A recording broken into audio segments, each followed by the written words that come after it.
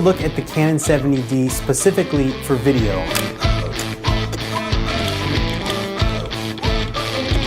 The 70D is an awesome upgrade from my current camera, which is the Canon 60D, and I've had previous crop sensor cameras in the Canon line, such as the T2i. This is kind of a blend of the 60D and the T5i. So just to talk about the autofocus, because I think that is the major function of the 70D or upgrade to the 70D. I think if you're looking to upgrade from, say, the 60D, in my case, would I upgrade? Maybe. If you need that continuous autofocus, then this is going to be the camera for you.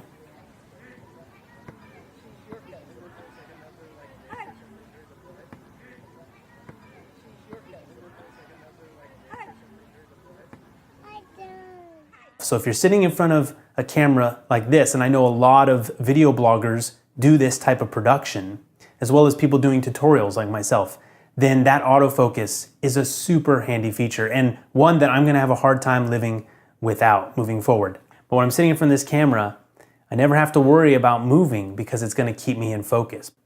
Now, anyone who shoots video or pictures on an iPhone or any smartphone really that has touchscreen, you know how cool it is to be able to just touch the screen and whatever item you touch is then going to be put into focus. Well, that's now built into this camera. The T5i has that as well. This one does it a little bit better. It's a little more responsive. But when you combine it with the continuous autofocus of the 70D, it's virtually flawless. It certainly pulls focus better than probably you or I can do. So having the touchscreen on the 70D is kind of like equal to a pro camera that has a bunch of buttons on the body itself. It allows you to simply press the screen for the setting that you want to adjust, as opposed to digging through the menus. Or even something like the 60D, you've got this quick function button that gives you access to all of the functions of the camera, but you still have to use the scroll wheel to cycle through the various functions. Here, if I want something, I just press the screen and I have access to selecting that menu item. If you're looking to go from the T5i or something below the 60D, you're gonna get a more professional body. It's got a nice weight. It fits your hand much better than those other cameras. They feel a little cheaper because they are. The build quality feels nice, even though it's still plastic. It's pretty nice. And you're gonna get things like the LCD screen on top. I really like being able to look down there really quick and see the settings, as well as some physical buttons, like I mentioned, on the camera for ISO adjustments and autofocus adjustments. You can quickly access those through buttons. Now, other features that make this better than something like a T5i would be the professional battery that it has. The LPE6 in here is better than the consumer battery. It lasts longer, as well as it's easy to get to the battery compartment. You have 1/3 ISO selections. Now, all these last two, they're both on the 60D as well. So the 60D is an excellent choice of a camera still. But you can select more options for ISO, which for me is important because on the T2i, it makes these big jumps. And sometimes I want something in between. And the 70D as well as the 60D gives you that. Kelvin color adjustments, meaning I can select whatever color temperature I want, which is very important because with these cameras, they still have a high degree of compression, and it really helps to get it as close to accurate, as close to perfect in the camera before you bring it into the edit, because you still don't have a ton of room to push the image around in terms of using color correction and color grading. You want to get it as close as possible in camera. That'll give you the best looking image.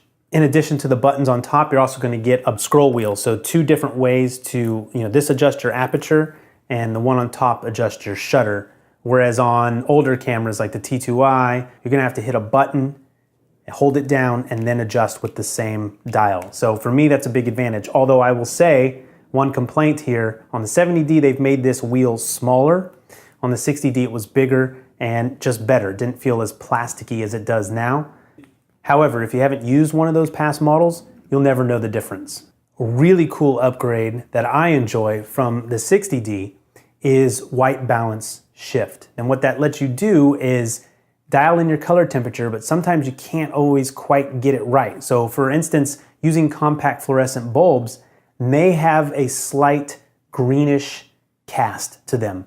Well, you can go into the menu and adjust which way to push your color balance. And this is really nice because, again, like I said, it's important to get it right in camera, and this really lets you dial in that color setting. Let's talk about audio for a second. Right now I'm recording audio with a lavalier microphone going directly into the 60D. And this can be done. It's not going to give you the best quality, but it sounds pretty good in this case. And being able to turn the preamp down via manual audio controls, which is something you're going to get on the cameras I mentioned, the 60D, 70D, T5i. Being able to do that's going to give you pretty decent audio even inside your camera. Unfortunately, they haven't put a headphone output on the 70D. It would have been really nice to have seen headphone output so you could monitor the audio. But with audio, the most awesome upgrade here is that you get audio meters on screen at all times. For producing video, it's a huge upgrade.